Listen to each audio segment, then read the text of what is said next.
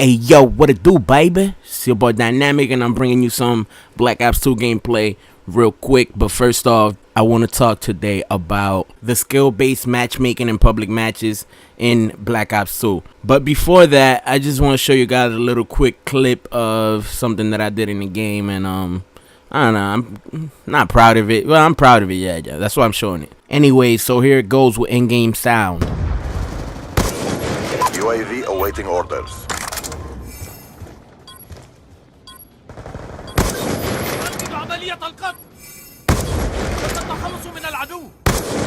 Hellstorm missile on standby. Hellstorm missile inbound. Okay, well, now that that's over, I'm gonna get into the skill-based matchmaking in Black Ops 2. So basically, if you guys haven't heard, there's a skill-based matchmaking in public matches, not just league play, but public matches in Black Ops 2. I read this in the Call of Duty forums about 5 days ago. Apparently, David Vonderhaar has confirmed this in a tweet. So this is true. I'm not sure exactly how the skill-based matchmaking matches people up, but I'm pretty sure it's more accurate than other YouTubers have been saying. Basically, I'm an old Halo 3 player, Halo 2 player, and they had a skill-based matchmaking system that worked pretty well. I don't know if this one has to do with wins and losses, but I would guess that maybe it has to do with that. But anyways, what this does is it puts players of similar skill to play against each other.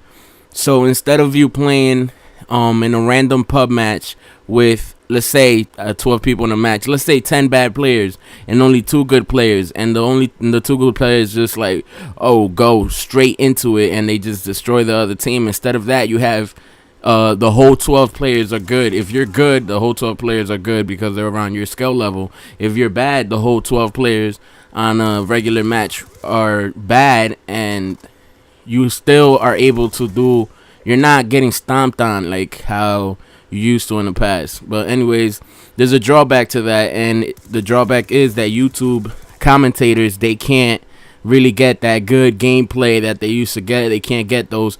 Well, they could get them, but it's incredibly harder. Especially the more games you play, the more the system knows how good you are, and the better it matches you up with players of similar skill, where it becomes nearly impossible or very, very difficult to be able to pull those 80 kill games, those 50 kill games in this game versus players of similar skill. Like for me, for instance, I've played a lot of team deathmatch, and I've noticed in team deathmatch I was playing last night, every player in the lobby was good. It felt like that's why it felt like all the players were on steroids.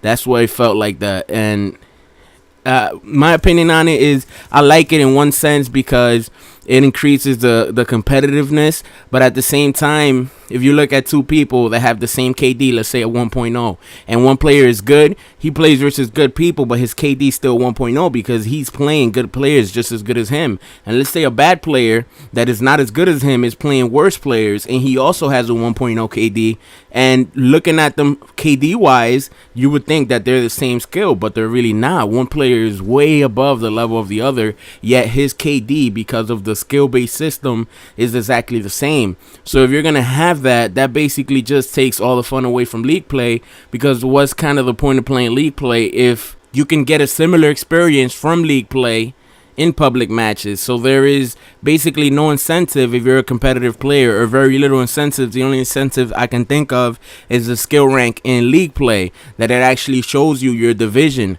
But in public matches, I mean, I don't hate it because I'm the type of person that thinks that you set your own standards. I mean, some YouTube commentators have a standard where they have to get a certain amount of kills. I don't believe in that. That's not how I play the game. I think you set your own standards. I think you create a way for people to be entertained by what you do.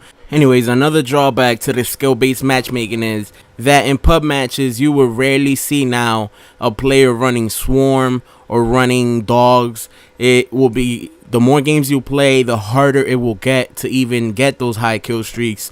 So it kind of eliminates the high kill streaks from the game. Like for me, at least from my point of view, I have not seen one person yet in any of my games get dogs. I don't know what dogs look like in this game. I don't know what the swarm looks like because I've never seen it. I've never gotten a higher kill streak than a stuff chopper.